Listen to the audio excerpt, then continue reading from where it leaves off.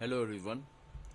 तो मैं एक बार फिर मेडले पार के एक नए ट्यूटोरियल वीडियो के साथ आपके सामने हूँ। एक्चुअली मैंने सोचा नहीं था कि मैं केस स्पेसिफिक ट्यूटोरियल वीडियो बनाऊंगा, because to be honest I am not a forensic expert. But recently, because मैं डिस्ट्रिक्ट लेवल नोडल हूँ मेडले पार का, तो रिसेंटली मेरे पास कुछ कॉल्स आए related to a specific type of case कि उसमें हमें कैसे प्रोसीड करना है। और उसके बाद मुझे लगा कि I really need to you know share this knowledge based on my own experience and based on whatever reading I have done, extensive reading that I have done over the past couple of days regarding this case scenario। और वो case है जब हमारे पास CSC पे कोई suspected alcoholic case लाया जाता है और पुलिस की डिमांड ये होती है कि हम उसका मेडिको लीगल एग्जामिनेशन करके ये कंफर्मेशन करें कि क्या उसने अल्कोहल कंज्यूम की है या नहीं की है। तो जनरली हम क्या करते हैं, हम लोग क्योंकि सीएससी पे ब्लड अल्कोहल एस्टिमेशन की फैसिलिटी नहीं होती है, ब्रेथ एनालाइजर नहीं होता है, तो हम लोग टू बी ऑनेस्ट हम लोग कोई बहुत स्पेसिफिक उसमें फाइंडिंग्स नहीं लिखते हैं। एमबीबीएस लेवल पे हम लोगों को कई बार तो यही नहीं पता होता कि हमें क्या क्या करना है, और हम लोग बस जैसे हमारे सीनियर्स ने पास ऑन किया इन्फॉर्मेशन कि भाई उसके मुंह को सूंघ के देख लो कि अल्कोहल की स्मेल आ रही है कि नहीं आ रही है, स्ट्रेट लाइन वॉकिंग टेस्ट करा लो। यही बेसिक हम लोग करके उसको जनरली हम या तो रिफ़र कर देते हैं, और रेफर भी करते हैं तो उसमें हमारी जो है ना लैंग्वेज बहुत क्रिटिकल होती है। लैंग्वेज हमारी जो है वो एक्यूरेट नहीं आती है, maybe because of time constraint या स्पेस कंस्ट्रेन या नॉट नोइंग कि क्या लिखना है, किस तरह से उसकी वर्डिंग करनी है, ताकि आगे चल के इन फ्यूचर हमें कोई लीगल रैमिफिकेशंस फेस ना करनी पड़े, कोई लीगल कॉम्प्लिकेशंस हमारे सामने ना आए। तो उसी केस सिनेरियो को लेके मैंने ये वाला वीडियो बनाया है। तो मैंने रजिस्ट्रेशन टेस्ट केस का ऑलरेडी कर दिया है, टेस्ट अल्कोहल नाम से। इसमें फॉर्म 2 जो होता है मेडिको लीगल इंजरी रिपोर्ट वाला, वही यूज़ होता है। तो इसको हम जो है आगे प्रोसीड करते हैं। Let's start with examination. तो सबसे पहले वही हमारी डिटेल्स कि कितने बजे केस आया था, किस टाइम पे आया था, चलिए इसको जल्दी जल्दी से भर लेते हैं। सपोज़ ये 4 PM पे आया था हमारे पास, और एग्ज़ामिनेशन हमने किया।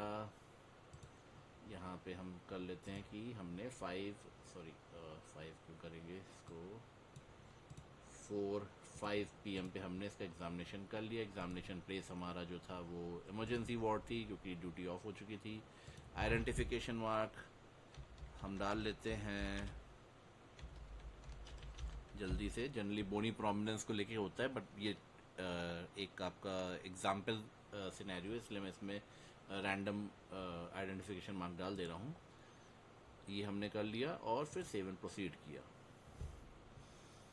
तो ये करने के बाद हमारा कंसेंट ऑलरेडी जनरेट हो गया है। यहाँ पे ओपीडी नंबर हम डाल देंगे, जो भी ओपीडी नंबर मान लीजिए इमरजेंसी नंबर है वो डाल दिया। रिफ़र अगर हम कर रहे हैं तो यहाँ पे हमें रेफरल का क्या रीज़न है वो हमारा बहुत क्लियरली लिखा होना चाहिए। आगे हम इसको विक्टिम एक्यूज रेफरल में भी करेंगे, बट यहाँ पे हमारा जो उसका रेफरल का रीज़न है वो बहुत ही क्लियरली वर्डेड होना चाहिए। और उसमें हमारे लिए इम्पोर्टेंट ये है कि रेफरल में हम इस चीज़ को जरूर मेंशन करें, बिकॉज सीएससी पे हमारे पास ब्लड अल्कोहल एस्टिमेशन की फैसिलिटी नहीं है। तो यहाँ पे हम रिफर टू, सपोज मैं डिस्ट्रिक्ट हॉस्पिटल के लिए करता हूँ as blood alcohol estimation facility is not available at CSC। तो ये हमको क्लियरली लिख देना है कि भाई हम क्यों रेफर कर रहे हैं। ये आगे अभी एक जगह और आएगा, वहाँ पे हमें और डिटेल में लिखना होगा, क्योंकि वहाँ पे हम विथ फाइंडिंग हमारे जो है वो लिखेंगे। तो इससे आगे बढ़ते हैं। अब यहाँ पे जिस्ट की बात आएगी, जिस्ट ऑफ इंसिडेंट। अब मान लीजिए हमारे पास पुलिस जो है वो लेकर आई है कि और उनका कहना है कि इसने अल्कोहल पी रखी है, इसने शराब कंज्यूम कर रखी है, तो आप इसका एग्जामिनेशन कर दीजिए। तो यहाँ पे हमारी वर्डिंग्स बहुत इंपॉर्टेंट है कि हमें क्या लिखना है। Patient brought by police, police के साथ आई है तो with, and this is the key word एलिज्ड। एलिज्ड word जो है हमें जरूर लिखना है, बिकॉज अभी हमारा कंफर्मेशन नहीं हुआ है। History of alcohol consumption. अगर मान लीजिए अल्कोहल से रिलेटेड कोई इंसिडेंट में उसे अरेस्ट किया गया है, कि कोई झगड़ा कर लिया था उसने, या कोई एक्सीडेंट कर लिया था, या कहीं पे कोई वो जो है हंगामा कर रहा था उस टाइप का, तो वहां पे हमें ये लिखना होगा alcohol consumption prior to incident. यहाँ हम इंसिडेंट स्पेसिफाई कर सकते हैं, चाहे तो ब्रैकेट में कर दें। सपोज हम कहते हैं कि रोड एक्सीडेंट था, या हम कहते हैं क्वारल थी, एक लड़ाई झगड़ा उसने किया था, तो हम उसे ब्रैकेट में मेंशन कर दें। उसके साथ हमें ये जरूर मेंशन करना है कि exact quantity and time not reliably known, क्योंकि अभी हमें ना तो ये पता है कि उसने अल्कोहल कंज्यूम की है, और अगर की है तो कितनी क्वांटिटी में कंज्यूम की है और कब कंज्यूम करी है, वो टाइम पीरियड भी हमारे पास नहीं है। तो इसलिए हम ये इसमें यहाँ पे मेंशन कर देंगे। उसके बाद हम आएंगे जनरल कंडीशन में। जनरल कंडीशन में हमें इस चीज का ध्यान रखिए, यहाँ पे 2000 कैरेक्टर्स की लिमिट दी गई है, मैक्सिमम 2000 कैरेक्टर्स। तो यहाँ पे कंजूसी नहीं करनी है, डिटेल में लिखिए, बिकॉज अल्कोहलिक केसेस जो हैं उसमें मान लीजिए आपने गलती से ऐसा कुछ लिख दिया कि वो अल्कोहलिक उसके ऊपर एलिगेशन प्रूव होने लगा और आगे ब्लड एग्जामिनेशन में वो नहीं निकलता है, तो कल को वो कोर्ट में आपके ऊपर भी ब्लो बैक आ सकता है उसका। तो यहाँ पे जनरल कंडीशन हम उसमें जो मेंशन करेंगे कि भाई वो कॉन्शियस है, ड्राउजी है, डिसोरिएंटेड है, एक तो ये चीजें मेंशन करनी होगी। सपोज हम कहते हैं कि यहाँ पे ड्राउजी है। उसके बाद नेक्स्ट है स्मेल ऑफ अल्कोहल प्रेजेंट है कि नहीं है। सपोज उसके में प्रेजेंट है तो हम उसमें लिखेंगे स्मेल ऑफ अल्कोहल प्रेजेंट। अगर स्मेल ऑफ अल्कोहल प्रेजेंट नहीं है तो एब्सेंट यहाँ पे लिख दीजिएगा। एक चीज और जो मैं पर्सनल कैपेसिटी में प्रैक्टिस करता हूँ वो ये है कि कभी भी मैं पेशेंट के मुंह के पास अपनी नाक लगा के स्मेल नहीं करता। जैसे कि मुझे मैंने कुछ देखा है कुछ लोगों को ऐसा करते हुए। I totally avoid that, because you never know the other person might be having some kind of a respiratory infection और समथिंग, ठीक है, और मैं मास्क लगा के भी वो रिस्क नहीं लेना चाहूंगा। सो अगर दूरी से वो स्मेल आ रही है, वेल एंड गुड, ठीक है। अल्टीमेटली हमें ब्लड अल्कोहल एस्टिमेशन के लिए उसे हायर सेंटर भेजना ही है, तो why take the risk with our own health. तो स्मेल ऑफ अल्कोहल प्रेजेंट या एब्सेंट ये कर दिया। स्पीच के बारे में जरूर लिखेंगे, स्पीच उसकी स्लर्ड है कि नॉर्मल है। सपोज कि यहाँ पे स्पीच उसकी स्लर्ड है तो वो हमने मेंशन कर दिया। गेट, हम गेट एग्जामिनेशन करेंगे, गेट उसकी अनस्टडी है कि नॉर्मल है। सपोज की गेट भी अनस्टडी थी, वो भी हमने कर दिया। नेक्स्ट आएगा बिहेवियर। बिहेवियर को अब इस चीज को जैसे मैं कॉमा लगा के लिख रहा हूँ, आप इसे 1 2 3 4 जो है एक वो क्रोनोलॉजिकल मतलब पॉइंट वाइज जो है उसमें भी लिख सकते हैं। तो यहाँ पे बिहेवियर की बात करेंगे। बिहेवियर उसका कैसा है। अब अल्कोहलिक जो सॉरी स्पेलिंग थोड़ी गलत लिख गया मैं, बिहेवियर, तो यहाँ पे शिट कैप्स लॉक ऑन हो गया है। बिहेवियर, तो यहाँ बिहेवियर में हमारे पास जो पेशेंट आएगा वो 3 तरह का हो सकता है जनरली। मे बी वो इरिटेबल होगा, चिड़चिड़ा रहा होगा और बिल्कुल भी कोऑपरेट नहीं कर रहा होगा। दूसरा हो सकता है कि कोऑपरेटिव हो, उसने अल्कोहल हो सकता है नहीं ली हो, या ली हो तो बहुत ही मॉडरेशन में ली हो, जिसकी ऐसे ही is well oriented to time place and person, वो आपके साथ कोऑपरेट कर रहा है। आप उससे कह रहे हैं कि भाई आप स्ट्रेट लाइन वॉकिंग टेस्ट करके दिखाओ, वो करके दिखा रहा है।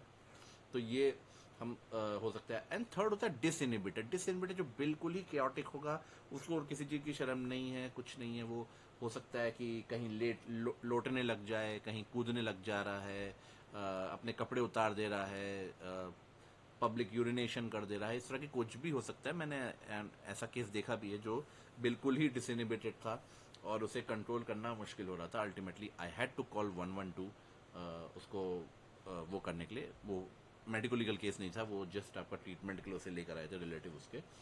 तो ये हो गया। नेक्स्ट हमारा, एक सेकेंड, यहाँ प्यूपिल सॉरी बिहेवियर में मैं लिख देता हूँ यहाँ पे इरिटेबल लिख देता हूँ, मान लीजिए, ठीक है, इरिटेबल बिहेवियर हो गया। नेक्स्ट हमारा होगा प्यूपिल्स, उसके जरूर देखने हैं कि प्यूपिल्स उसके कैसे हैं, नॉर्मल हैं, लाइट को रिएक्शन दे रहे हैं, स्लो स्लगिश तो नहीं है। तो वो हमारा प्यूपिल एग्जामिनेशन जरूरी है। सपोज कि हम यहाँ पे हमने उसका प्यूपिल एग्जामिनेशन किया और वो नॉर्मल है एंड रिएक्टिव टू लाइट है, तो ये भी इसका मेंशन कर देना है। उसके बाद जनरल कंडीशन में वाइटल्स आप उसके जरूर मेंशन कर दीजिए, क्योंकि अल्कोहलिक में हो सकता है कि उसके वाइटल्स डिरेंज्ड हो, ब्लड प्रेशर हो सकता है कि उसका कम हो, रेस्पिरेटरी रेट हाई हो सकता है, पल्स उसकी आपकी तेज हो सकती है, ये सारे इश्यूज हो सकते हैं। तो उस हिसाब से आप उसको वहाँ पे pulse, BP and respiratory rate, ये तीनों चीज़ें यहाँ पे जरूर मेंशन कर दीजिए। ये जरूरी है कि आप उसकी जनरल कंडीशन में एक एक पॉइंट को क्लियरली मेंशन करें, बिकॉज ये आपका जो है आगे आपकी जो ओपिनियन बनाने वाले हैं आप, उसमें बहुत आपकी हेल्प करेगा। लास्ट में आप एक लाइन ऐड कर दीजिए, for your own medico legal safety, clinical examination, ऐसे इस केस में हमें लग रहा है कि हाँ, क्लिनिकल एग्जामिनेशन में इसके जो भी सिम्टम्स आ रहे हैं, सॉरी साइंस आ रहे हैं, वो सजेस्ट कर रहे हैं कि अल्कोहलिक इनटेक है। तो बट इसको हम किस तरह से लिखेंगे, तो इसको मैं एक सेकंड का एक काम करता हूँ, अगली लाइन में लिख देता हूँ, शिफ्ट एंटर दबा के।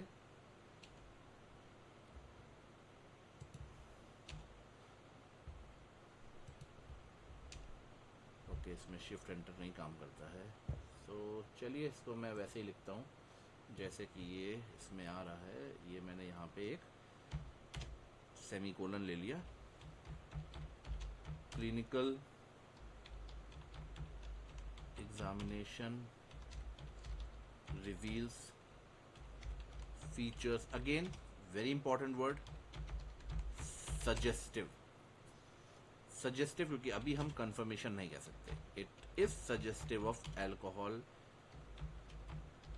इंटॉक्सिकेशन।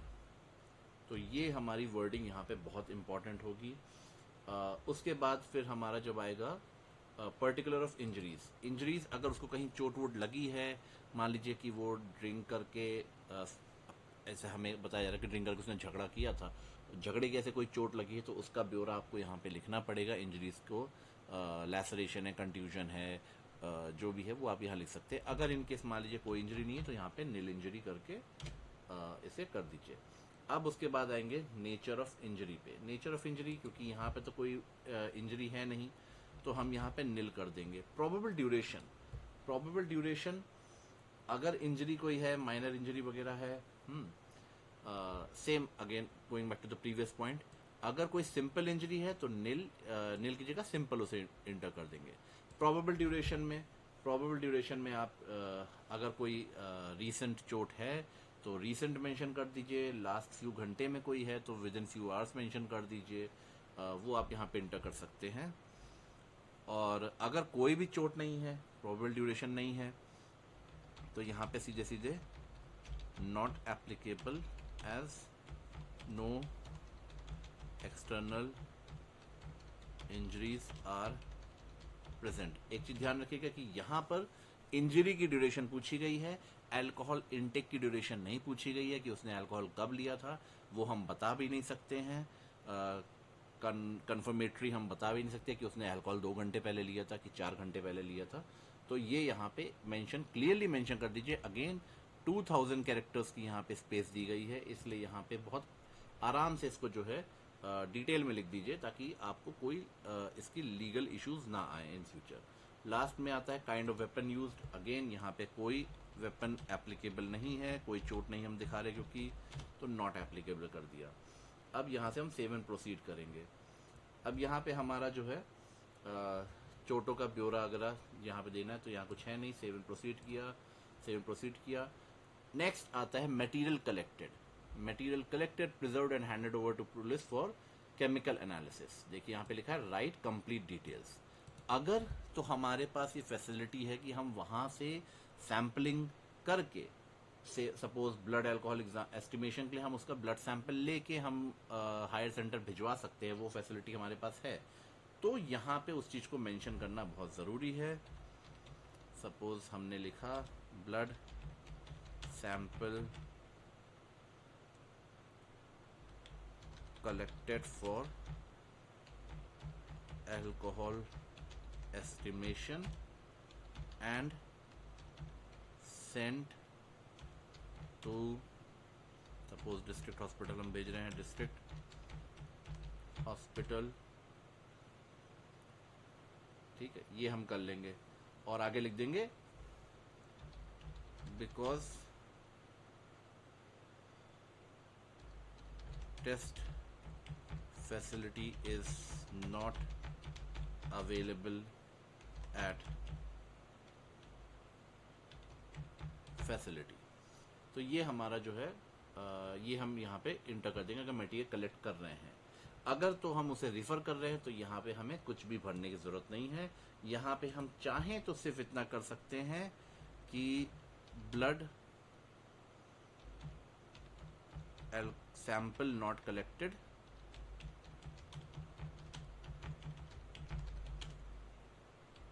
ड्यू टू नॉन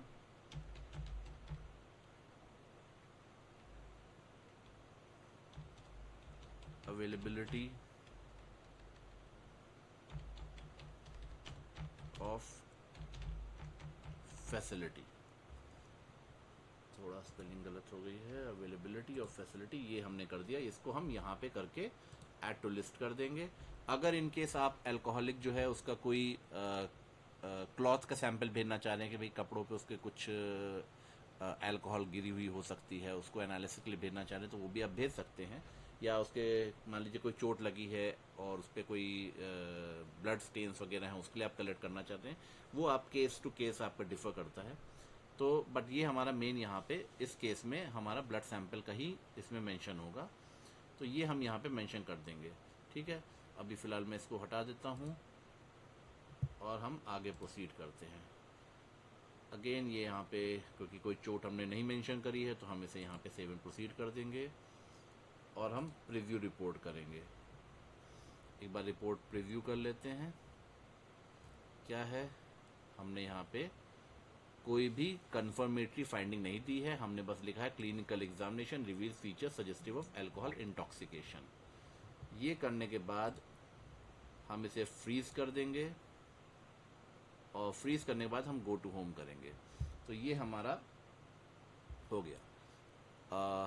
अब इसके बाद जो है हम इसको जो है रिफ़र करना है, तो हम यहाँ पे विक्टिम और एक्यूज रिफरल में जाएंगे। सबमिट केस रिफरल रिक्वेस्ट में फॉर्म सेलेक्ट किया हमने, डेट आज की सेलेक्ट कर लेते हैं और सर्च कर लेंगे। आई थिंक डेटा भी सेव नहीं हुआ, उसका फ्रीज की थी हमने इंजरी। एक बार फिर मैं देख लेता हूँ, कोई स्टेप छूट गया जिस वजह से वो वहाँ रिफ्लेक्ट नहीं हो रहा है।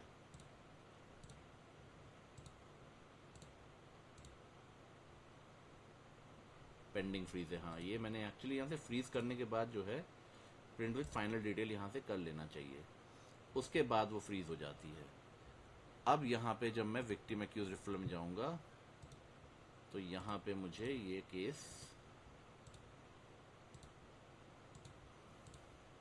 मिल गया। अब इसे मैं रिफ़र करूँगा। अब यहाँ पे सपोज मैं अपने डिस्ट्रिक्ट में ही रिफ़र कर रहा हूँ, मैंने इंस्टीट्यूट सेलेक्ट किया, महाराजा सुहेल देव।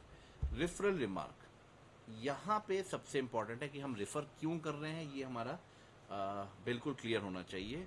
यहाँ पे हम क्लियरली लिखेंगे जो हमने शुरू में लिखा था कि भाई हमारे पास जो है patient was brought by police with alleged history of alcohol consumption prior to the incident, हमने लिखा था prior to the incident। उसके बाद हम आगे अपनी जो फाइंडिंग है जिसके वजह से हम रिफर कर रहे हैं वो हम लिखेंगे। यहाँ पे हम लिखेंगे based on clinical examination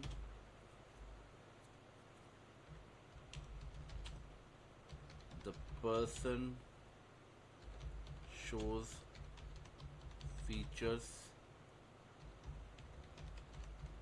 suggestive, ये वर्ड बहुत इंपॉर्टेंट है, alleged, suggestive of alcohol intoxication, however no confirmatory lab test is available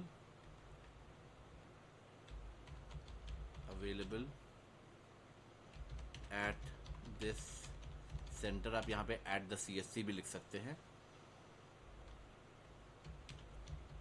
hence final opinion regarding alcohol intoxication is reserved pending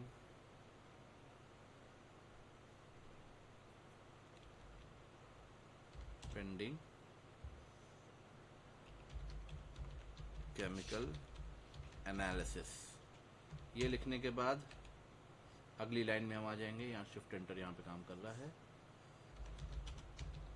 The patient is thus referred to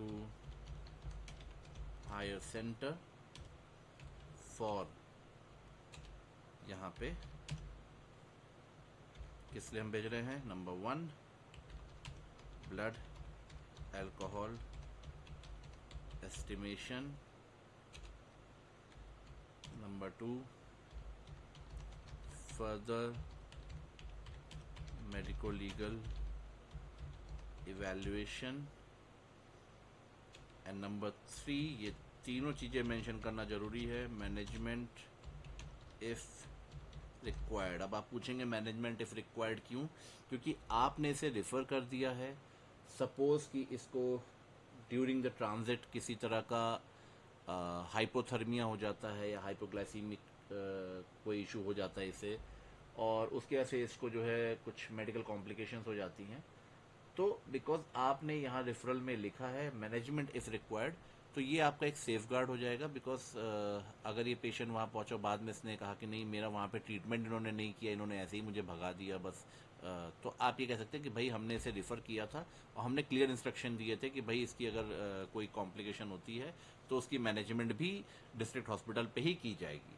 तो ये एक sound वे है इस चीज़ को बोलने का कि भाई हम जो भी रेफरल कर रहे हैं उसको एक प्रॉपर वर्डिंग के साथ कर रहे हैं और अपनी जो लीगल ऑब्लिगेशंस हैं उनको पूरा करते हुए अपने आप को सेफ रख के कर रहे हैं। तो ये पूरा यहाँ लिखना ज़रूरी है। ये करने के बाद जब हमारा हो जाएगा तो हम यहाँ पे इसे सबमिट कर देंगे। सबमिट करते ही ये आपका केस ट्रांसफ़र हो जाएगा। आप इस केस ट्रांसफ़र वाली जो शीट है उसे डाउनलोड कर लीजिए।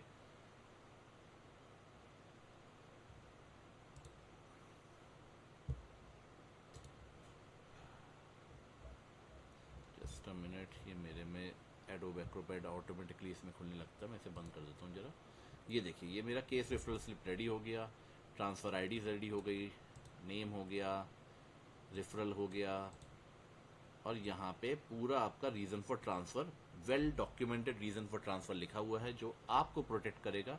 क्योंकि वी वेरी वेल नो कि धीरे धीरे करके लोग जागरूक हो रहे हैं और मेडिको लीगल जो इश्यूज हैं उसमें डॉक्टर्स की रिस्पॉन्सिबिलिटी भी तय की जा रही है।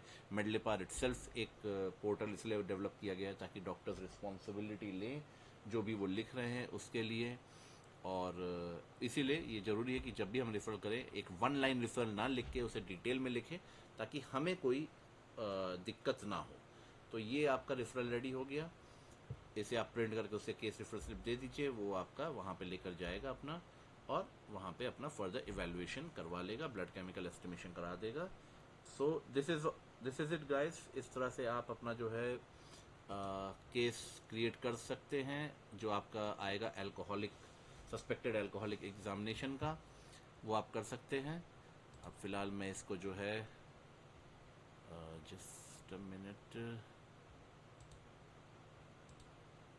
कैंसलेशन जोन में जाके इसे कैंसिल भी कर देता हूँ बिकॉज